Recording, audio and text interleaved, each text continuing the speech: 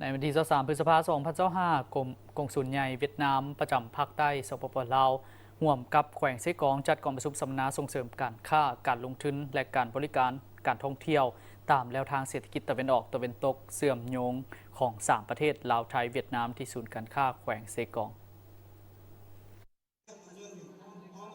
กองประชุมสัมมนาส่งเสริมการค้าการลงทุนและการบริการการท่องเที่ยวตามแนวทางเศรษฐกิจตะวันออกตะวันตกเชื่อมโยงของ3ประเทศลาวไทยเวียดนาม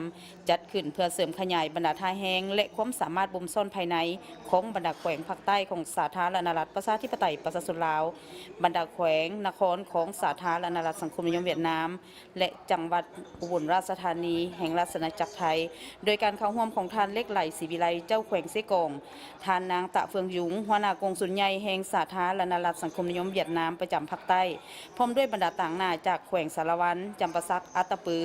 ต่างหน้าจากสาธารณรัฐสังคมนิยมเวียดนามที่เขาร่วมซึ่งหน้า6แขวงและผ่านระบบกองประชุมทั้งไกล12แขวงต่างหน้าจากแขวงอุบลราชธานีราชอาณาจักรไทยผู้ต่างหน้าวิสาหกิจทั้งภายในและต่างประเทศบรรดาแขนงการที่เกี่ยวข้องขันแขวงเข้าร่วม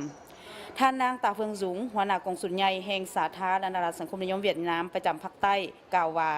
กองประชุมครั้งนี้เป็นเวทีสุขยุ่ส่งเสริมการร่วมมือด้านเศรษฐกิจแล้วเศรษฐกิจตะวันออกตะวันตกซึ่งจะช่วยอำนวยความสะดวกในการประกอบส่วนสร้างตรงโซ่ให้แก่การค้าข้ามชายแดนการลงทุนการขนส่งสินค้าระหว่างประเทศและเพิ่มทวีการแข่งขันของบรรดาประเทศในภาคพื้นและสากล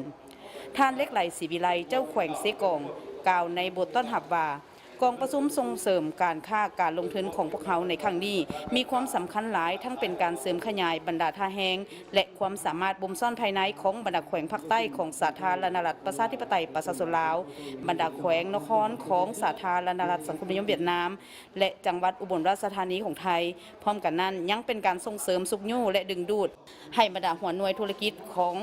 สาธารณรัฐสังคมนิยมเวียดนามและราชอาณาจักรไทยได้ศึกษารายละเอียดเพื่อซอกโอกาสและส่องทางเข้ามาลงทุนร่วมมือกับบรรดาหัวในธุรกิจอยู่สาธารณรัฐประชาธิปไตยประชาชนลาวเว้ารวมเว้าเฉพาะอยู่แขวงไส้กรองให้หลายขึ้นกว่าเก่า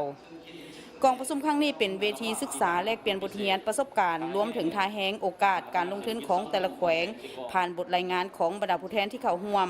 จะได้รับการพันขยายให้กลายเป็นแผนการร่วมมือด้านการค้าการลงทุนที่มีประสิทธิผลในอนาคตแล้วทางเศรษฐกิจตะวันออกตะวันตกเป็นโครงการริเริ่มพัฒนาภาคพื้นเพื่อเชื่อมต่อเศรษฐกิจในอนุภาคพื้นแม่น้ำโขงยาวประมาณ 1,450 กิโลเมตรเริ่มจากท่าเรือเมียวลำเยียนเมียนมาผ่านไทยลาวและสิ้นสุดอยู่ท่าเรือดานังสาธารณรัฐสังคมนิยมเวียดนาม